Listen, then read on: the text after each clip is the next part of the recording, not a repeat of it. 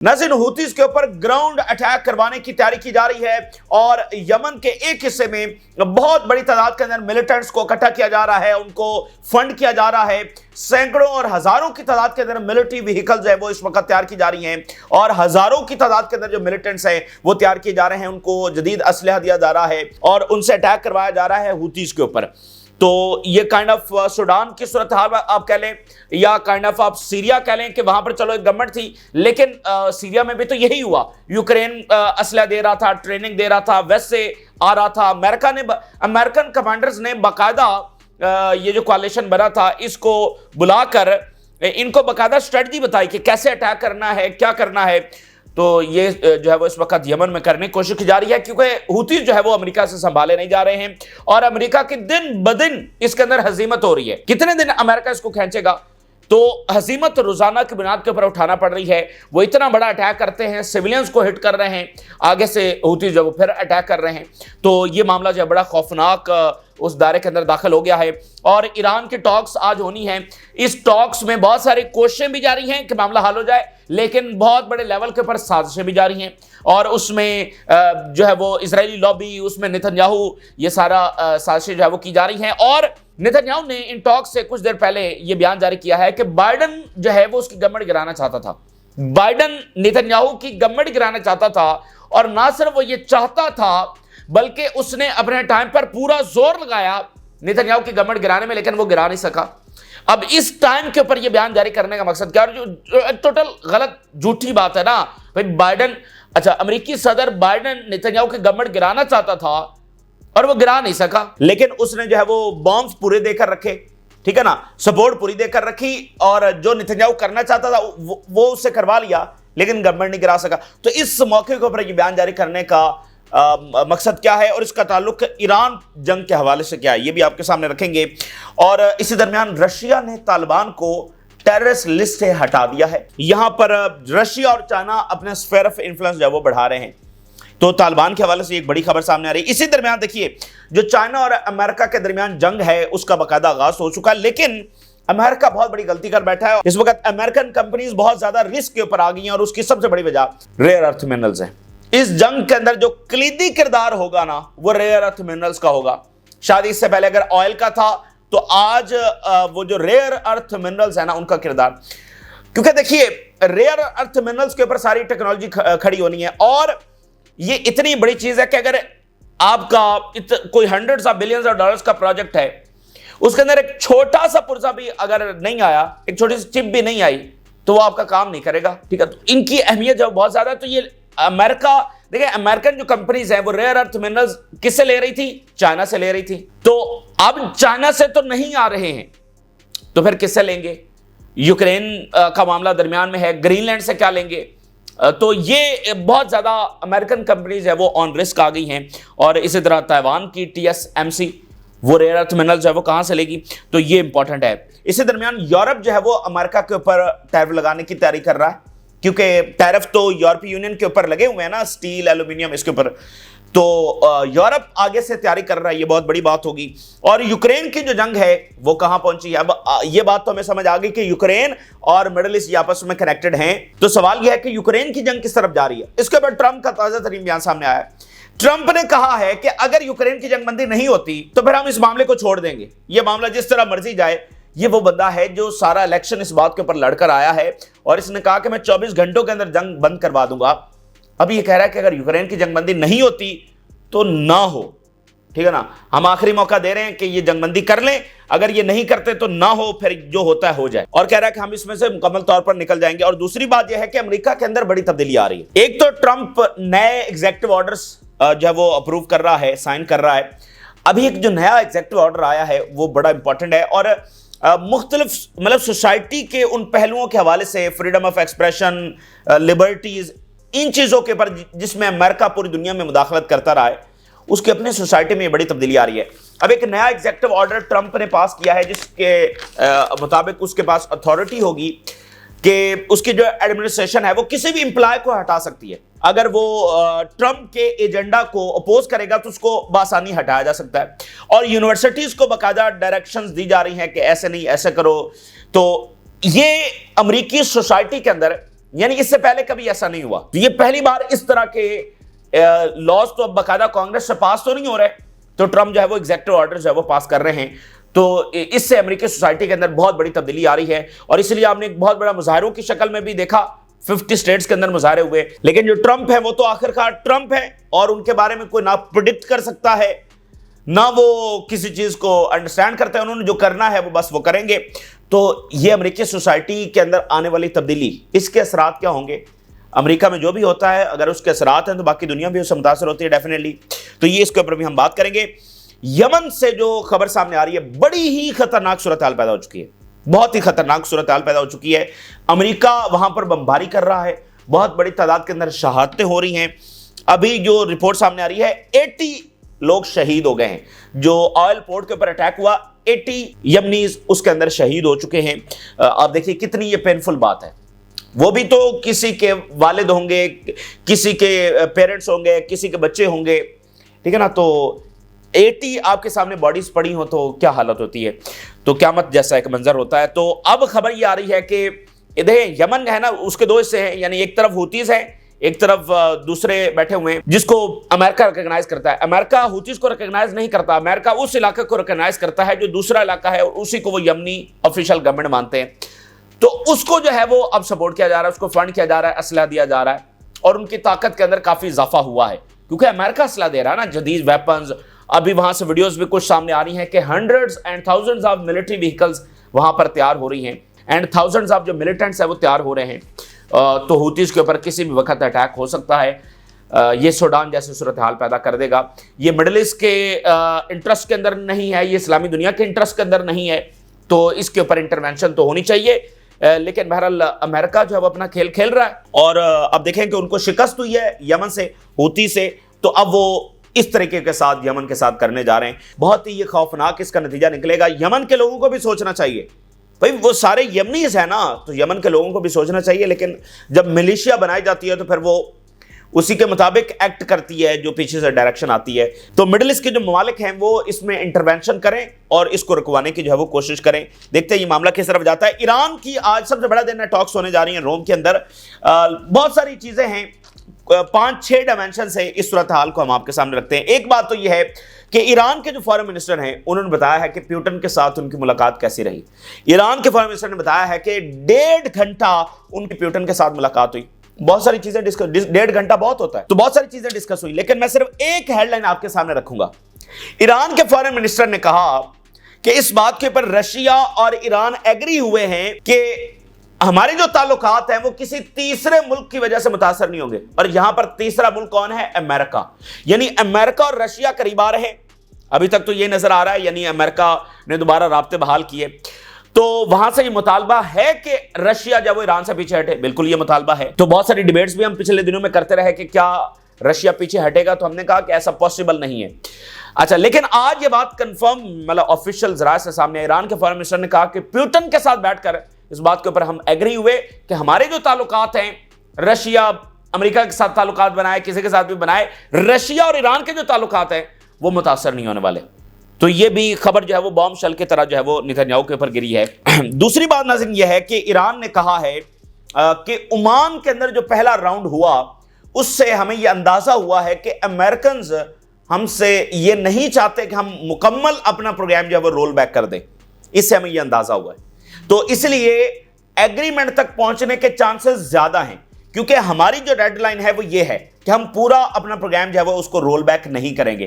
तो अमेरिकन्स ने हमसे ऐसी कोई डिमांड नहीं की और हमें ऐसी कोई इंटेंशंस नजर नहीं आई, तो इसलिए चांसेस ज्यादा हैं कि हम किसी एग्रीमेंट तक पहुंच जाएं।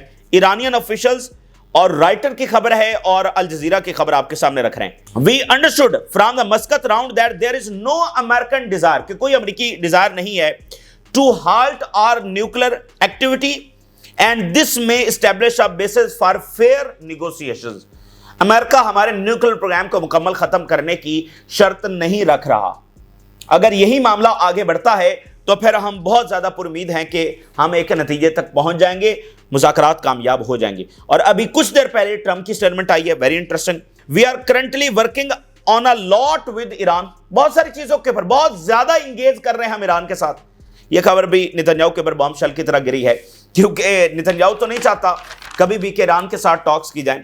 अच्छा, अगली बात यह है, आप जरा मॉस्को की अहमियत देखिए और जो मिडिल ईस्ट वर्ल्ड है, जो इस्लामिक वर्ल्ड है, वो कैसे बीजिंग और मॉस्को की तरफ जो है अब जो कॉपरेशन है, इंगेजमेंट है, वो बढ़ रही है। कतर के जो फॉरेन मिनिस्टर हैं, उनकी ईरान के फॉरेन मिनिस्टर के साथ मॉस्को के अंदर मुलाकात हुई, जिसमें गजा डिस्कस किया गया। ठीक है, गजा डिस्कस हुआ मॉस्को के अंदर, कतर और ईरान की मुलाकात हुई, जाहिर बात है बाकी चीजें भी उसमें डिस्कस हुई।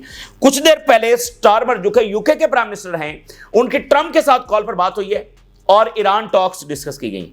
तो यहां पर जो ईरान और अमेरिका टॉक्स कर रहे हैं, ये सिर्फ दो मुल्क टॉक्स नहीं कर रहे हैं, बल्कि आप देखिए कि जो तमाम ग्रेट पावर्स हैं वो यहां पर टॉक्स कर रही हैं। क्योंकि ईरान अब देखिए कहां कहां से घूमकर पूरे रीजन से राब्ते करके, मॉस्को से राब्ते करके फिर टेबल के ऊपर बैठा हुआ है, और अमेरिका जो है वो यूरोपियन से राब्ते कर रहा है, इधर कर रहा है, उधर कर रहा है, रशिया से राब्ते कर रहा है, उसके बाद तो यानी इसमें पूरी जो दुनिया है, वर्ल्ड पावर्स हैं, वो इसके अंदर इंगेज है। तो इस टॉक्स की इतनी ज्यादा अहमियत है, और अगर ये कामयाब हो जाती हैं तो फिर गजा के सीज़फायर की बहुत ज्यादा उम्मीदें लगाई जा सकती है। छठी बात यह है कि नेतन्याहू आज शाम को एक स्टेटमेंट जारी करेगा। अब बात यह है कि ये किस किस्म की स्टेटमेंट होगी, और इसका टाइम जो है वो आज शाम को क्यों रखा गया है, और वो शाम को इसलिए रखा गया है कि टॉक्स का नतीजा सामने आ जाएगा कि मामलात बने नहीं बने, किस तरफ गए, तो शाम को वो स्टेटमेंट जारी करेगा। अच्छा, अब असल में जो बात है, नेतन्याहू इस तरह का सिग्नल दे रहा है वाशिंगटन को कि वो जैसे कोई अटैक करेगा, अगर अमेरिका ना भी चाहेगा तो नेतन्याहू ईरान के ऊपर अटैक करेगा। नेतन्याहू इस तरह का सिग्नल दे रहा है। वेरी इंपॉर्टेंट, इस बात को समझने के लिए नेतन्याहू ने अभी कुछ देर पहले, कुछ घंटे पहले एक आर्टिकल अपनी वॉल के ऊपर, ट्विटर के ऊपर जो वो शेयर किया। अच्छा, इस आर्टिकल को हमने पूरा पढ़ा, और इसको अगर आप पढ़ेंगे तो आपको वाजे अंदाजा हो जाएगा कि ये नेतन्याहू ही ने अपने किसी पिट्ठू जर्नलिस्ट से जो है वो लिखवाया है। अच्छा, बड़ी इंपॉर्टेंट इसमें बातें हैं मौजूदा सूरत हाल को समझने के लिए। इस आर्टिकल के अंदर एक तो बहुत सारे कसीदे पढ़े गए नेतन्याहू के कि वो कितना बड़ा लीडर है, और नेतन्याहू को विंस्टन चर्चिल के साथ मिला दिया गया। विंस्टन चर्चिल जो कि बर्तानिया के प्राइम मिनिस्टर थे दूसरी जंग अज़ीम में, नेतन्याहू को चर्चिल के साथ मिला दिया गया इस आर्टिकल के अंदर, जिसको नेतन्याहू ने अपनी वॉल के ऊपर शेयर किया है। और इसमें बताया गया कि नेतन्याहू ने कितनी बड़ी जंग लड़ी है। उसने जनाब हिजबुल्लाह को भी शिकस्त दी, उसने हमास को भी शिकस्त दी, उसने अंदरूनी जो प्रेशर था उसको भी कन्फ्रंट किया, उसने वर्ल्ड गवर्नमेंट्स को कन्फ्रंट किया, और सबसे बड़ी बात, उसने जनाब अली बाइडन को कन्फ्रंट किया। बाइडन जो है वो नेतन्याहू की गवर्नमेंट गिराना चाहता था, और बाइडन जो है वो बाकायदा एनजीओ को फंडिंग कर रहा था। ऑपोजिशन थी, पॉलिटिकल और मुजाहरे करवाए गए, एनजीओ को फंड किया गया, उधर से बाइडन डायरेक्शन दे रहा था, सारा कुछ, और वर्ल्ड गवर्नमेंट्स प्रेशर डाल रही। इस सब के बावजूद नेतन्याहू ने जंग जारी रखी, और बाइडन को भी नाकाम किया और सबको नाकाम किया। आप जरा अंदाजा कर लें इस प्रोपेगेंडे की, आप लेवल चेक करें। बाइडन जिसने अपना बेड़ा गर्क करवा लिया इजराइल के चक्कर में, इतना बड़ा जुल्म उसने करवाया, उसकी ग्रीन लाइट के साथ हुआ, और आज ये, और इससे अमेरिकन को भी समझना चाहिए कि ये बंदा किसी का इत्तेहादी नहीं है। ठीक है, ये फायदा निकलवा कर सबको डॉज करता है। बाइडन ने जो काम इजराइल के लिए किया है वो तारीख में कोई नहीं कर सका। इतनी बड़ी जेनोसाइड की उसने ग्रीन लाइट देकर रखी, और आज ये कह रहा है कि बाइडन ने मेरी गवर्नमेंट गिराने की कोशिश की। और जरा अंदाजा कर लें कि बाइडन इसकी गवर्नमेंट गिरा नहीं सका। बाइडन ने दुनिया भर की गवर्नमेंट गिरा लेता है अमेरिका, लेकिन नेतन्याहू की गवर्नमेंट नहीं गिरा सका, जो एक कॉल की मार है। नेतन्याहू की हैसियत क्या है, और आप अंदाजा करें बाइडन के तो होते हुए सीजफायर भी नहीं हुआ, लेकिन वो इसकी गवर्नमेंट गिराना चाहता था। और सीजफायर जब ट्रंप के टाइम पर हुआ, बाइडन जो है वो, जिसने इतना मतलब आखिरी हद तक भी उसने सीजफायर नहीं करवाया। अच्छा, तो एक बात हो गई। जो असल बात बताने की है वो ये है कि इसमें, इस आर्टिकल में जिसको नेतन्याहू ने शेयर किया है, इसमें ये लिखा हुआ है कि आखिरी जो हदफ है नेतन्याहू का, उसकी एब्सोल्यूट विक्ट्री का आखिरी जो हदफ है, जिसको हर सूरत नेतन्याहू पूरा करेगा, वो ये है कि नेतन्याहू ईरान के ऊपर अटैक करेगा। इसको टॉक से पहले, ठीक है ना, परसों जो न्यूयॉर्क टाइम की स्टोरी आई कि अमेरिका पीछे हट गया, तो नेतन्याहू की क्या स्टेटमेंट आई, ये सिग्नल दिया कि हम अटैक करेंगे। अभी टॉक्स हो रही हैं, सब तरफ से अच्छी खबरें आ रही हैं। नेतन्याहू इधर से क्या शेयर कर रहा है कि उसका आखिरी जो गोल है वो हर सूरत के अंदर ईरान के ऊपर अटैक करना है, चाहे उसके अंदर अमेरिका की सपोर्ट हो या ना हो। मैं आपके सामने हेडलाइन रखता हूं, पिछली दो हेडलाइंस देखिए। The US officials encouraged domestic uproar against Netanyahu. America ने जो नेतन्याहू के खिलाफ मुजाहरे हो रहे थे उसको फंड किया, अंदाजा करें, and worked to constrain him and even collapse his government. और अमेरिका काम करता रहा, मतलब बंदा सर पकड़ के बैठ जाए। और आप जरा ये वो चीजें हैं जो हमारे रिवायती मीडिया के ऊपर नहीं आती, लेकिन मैं आपको दिखाना चाह रहा हूं कि किस तरह तय दर तय प्रोपेगेंडा होता है, साजिशें होती हैं। तो रेजिस्टेंस कितनी बड़ी जंग लड़ रही है। तो वो कह रहा है कि नेतन्याहू की गवर्नमेंट को कोलैप्स करवाने के लिए बाकायदा अमेरिका जो है वो काम करता रहा। मतलब ये बंदा जिसने दुनिया भर में जंगें छिड़वाई, ये डीप स्टेट का फेस है ये बंदा, और कह रहा है कि अमेरिका ने मेरी गवर्नमेंट गिरवाने की कोशिश की। और Netanyahu faced a concentrated campaign directed from Washington. एक पूरी कैंपेन नेतन्याहू के खिलाफ चलाई गई, जिसको पीछे से पुश कर रहा था वाशिंगटन इसकी गवर्नमेंट को गिराने के लिए। और इसने जो एनजीओज हैं उनको भी फंड किया, एंड नेतन्याहू पॉलिटिकल अपोनेंट्स जो अपोजिशन है उसको भी फंड किया। और फिर जो है वो बहुत सारे प्रोटेस्ट भी हुए। इवन वेल एजुकेटेड जो इनकी इजरायली कम्युनिटी है, जैसा कि इजरायली एंड अमेरिकन ज्यूज हैं, as well as the usual suspects in the European capitals, वहां से मुजाहरे हुए। And every other world government increasingly demanding ceasefire but as an end to the war. कि NGOs भी थी, political opponents भी थे, वाशिंगटन भी कोशिश कर रहा था, वर्ल्ड गवर्नमेंट्स भी कोशिश कर रही थी जंग को रोकने के लिए, लेकिन नेतन्याहू ने जंग नहीं रोकी, सबको शिकस्त दी। आप अंदाजा करें, मतलब वॉर क्रिमिनल बड़ा ये काम कर रहा था, बड़ा मार का मार, बच्चों को मार रहा था वहां पर, और पूरी दुनिया को अपोज करके क्या मार का सर अंजाम दिया है, हजारों बच्चों को वहां पर जो है वो शहीद किया।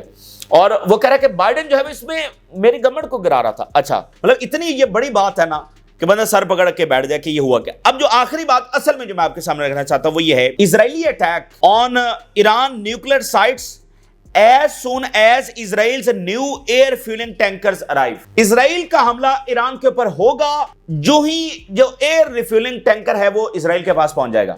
देखें, जो F-35 जो फाइटर जेट्स हैं वो जाकर अटैक करके वापस नहीं आ सकते, उनको एयर फ्यूलिंग चाहिए। जो B-2 बॉम्बर्स हैं उनको एयर फ्यूलिंग नहीं चाहिए, वो 11,000 किलोमीटर तक फ्लाई कर सकते हैं। ठीक है, तो जो F-35 है उनको एयर फ्यूलिंग चाहिए, और इजराइल के पास एयर फ्यूलिंग टैंकर नहीं है। तो जो ही एयर फ्यूल टैंकर उनके पास आ जाएगा, अगर अमेरिका की सपोर्ट ना भी हुई तो इजराइल के पास वो कैपेबिलिटी आ जाएगी और वो ईरान के ऊपर अटैक कर देगा, विद और विदाउट अमेरिकन सपोर्ट। क्योंकि नेतन्याहू ये समझता है कि इजराइल अमेरिका का लाडला है, इजराइल को कोई पनिशमेंट नहीं दी जाएगी, इजराइल से कोई जस्टिफिकेशन नहीं मांगी जाएगी, बल्कि अमेरिका उसकी मदद को आ जाएगा। Without the large bomb loads of American B-2 and B-52 long range heavy bombers. असल तो यह है कि अमेरिका इसमें आ जाए और वो B-2 बॉम्बर्स के साथ जो उन्होंने बॉम्ब बना रखा है खास तौर पर ईरान के न्यूक्लियर साइट्स को तबाह करने के लिए 52, वो जाकर गिराए खुद अमेरिका। लेकिन अगर नहीं होता तो फिर क्या होगा? The targeting must depend on hitting exactly the right building in the right base.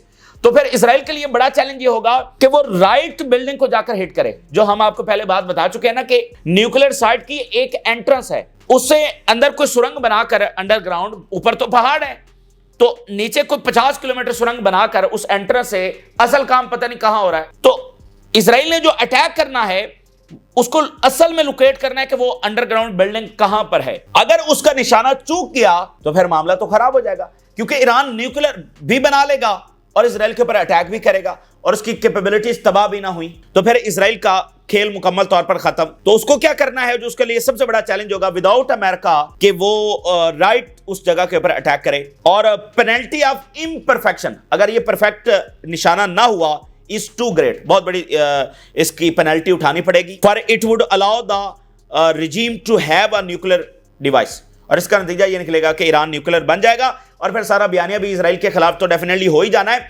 अब बयानिया भी खिलाफ होगा और ईरान के पास न्यूक्लियर भी होगा। Netanyahu has no option but to keep buggering on it. Article में लिखा हुआ है कि नेतन्याहू के पास इसके सिवा कोई ऑप्शन नहीं है कि वो इसी रास्ते के ऊपर आगे चलेगा। तो इस सारे आर्टिकल में जो असल बात आपको बताना थी कि नेतन्याहू यहां से ये सिग्नल भेज रहा है अमेरिका को कि अगर तुम अटैक नहीं भी करोगे तो हम अटैक कर देंगे। और इजराइल को घमंड, नेतन्याहू को सिर्फ घमंड ये है कि अमेरिका हमारी मदद को आ जाएगा। और अगर आप नोट करें कि जंगबंदी में नेतन्याहू का क्या फायदा है, नेतन्याहू के लिए तो फिर जेल और उसके बाद तख्ता है, तो उसका सर्वाइवल तो जंग बढ़ाने में है। अंदरूनी जो प्रेशर है उसको भी वो समझता है कि रिवर्स कर सकता है ईरान जंग के साथ। ठीक है, और एक बड़ी इंपॉर्टेंट मैं आपको बात बताऊं, इस चीज को आप नोट करें, असल में नेतन्याहू अपने आप को अलाइन भी कर रहा है ट्रंप के साथ। देखें, ट्रंप का फटा किससे है? डीप स्टेट से। तो पिछले दिनों हमने एक ट्वीट आपके सामने रखा था, ये चीजें रिवायती मीडिया के ऊपर नहीं आती, तो इसने ट्वीट किया था कि डीप स्टेट मेरे खिलाफ हो गई है। मतलब ये घिनौना चेहरा जो डीप स्टेट का असली फेस है, कह रहा है डीप स्टेट मेरे खिलाफ हो गई।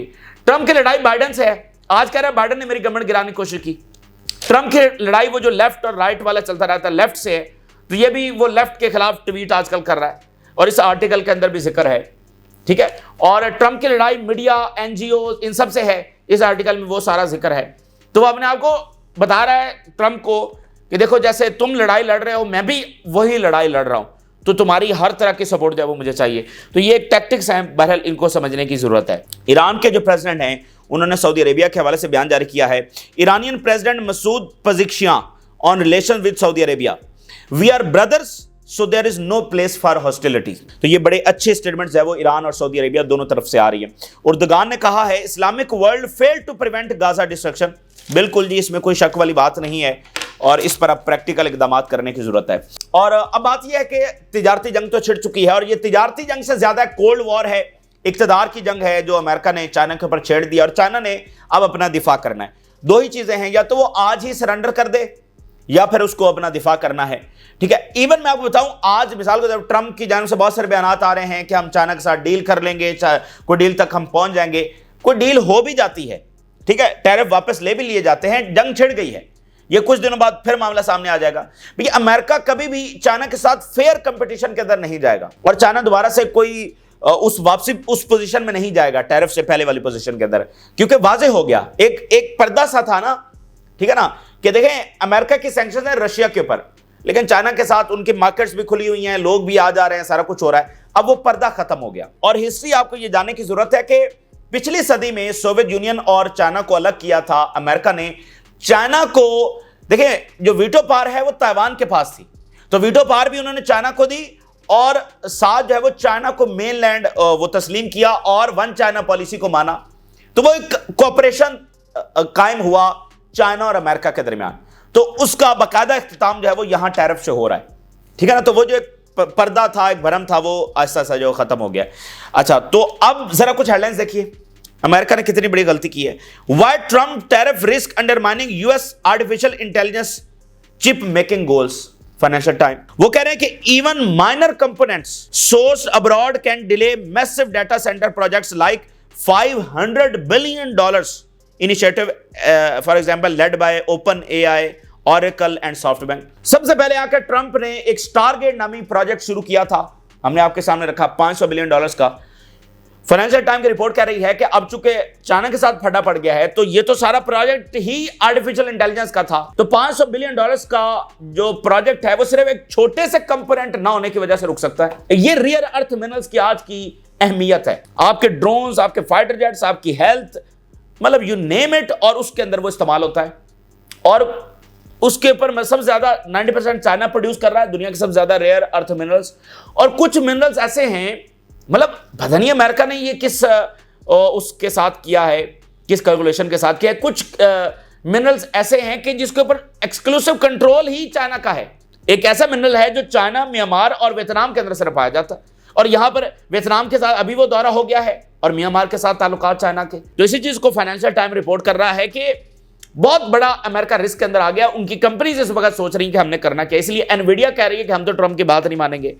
US health sector faces risk as China tightens rare earth exports. भाई मेडिकल के अंदर उसका कितना इस्तेमाल है, तो उनका जो हेल्थ सेक्टर है वो एट रिस्क आ गया। अब देखिए दुनिया भर से लोग इलाज करवाने के लिए कहां जाते हैं, अमेरिका जाते हैं, सबसे मतलब अच्छा मेडिकल और सब जदीद टेक्नोलॉजी।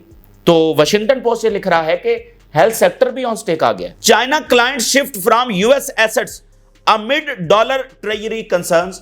डॉलर बॉन्ड्स उनकी जो वैल्यू है वो भी जाती रही है, तो वहां से भी जो शिफ्ट है वो आ रहा है। और अगली बात सुनिए, चाइना ने कनाडा से ऑयल इंपोर्ट करना शुरू कर दिया और अमेरिका से जो वो एलएनजी ले रहा था उसको सस्पेंड कर दिया। ये एक आप कह लें कि तरीका होता है अपना इन्फ्लुएंस बढ़ाने का। देखें उनकी जो इकोनॉमी है वो डिपेंडेंट हो गई ना चाइना के ऊपर।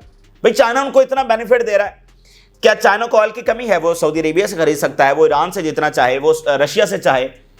तो ये एक इन्फ्लुएंस होता है कि आप उनसे कोई चीज खरीदें, उनके मुल्क में पैसा जाए। तो पहले जो है वो कैनेडियन ऑयल यूएस में आ रहा था, तो वहां तो मसला बन गया, तो उस ऑयल को चाइना ने खरीदना शुरू कर दिया। अब जरा अंदाजा कर लें कि चाइना किस किस जगह के ऊपर तैयार बैठा हुआ है। तो ये सूरत हाल है। और यूरोपियन जो टैक्स की बात कर रहे हैं, उसकी तैयारी कर रहे हैं, अगर वो लगाते हैं तो फिर और कशीदगी बढ़ेगी। और यूक्रेन जंग के ऊपर ट्रंप ने कहा कि जी आखिरी मौका है, अगर रुक जाए तो रुक जाए, ना रुके तो फिर ये यूरोप जाने, रशिया जाने और यूक्रेन जाने। ये जनाब एट दी एंड ये नतीजा निकला है। तो बहरहाल ये इस वक्त की सूरत हाल जो हमने आपके साथ शेयर किया, आपने राय से रोगा करें। जी अल्लाह हाफिज़।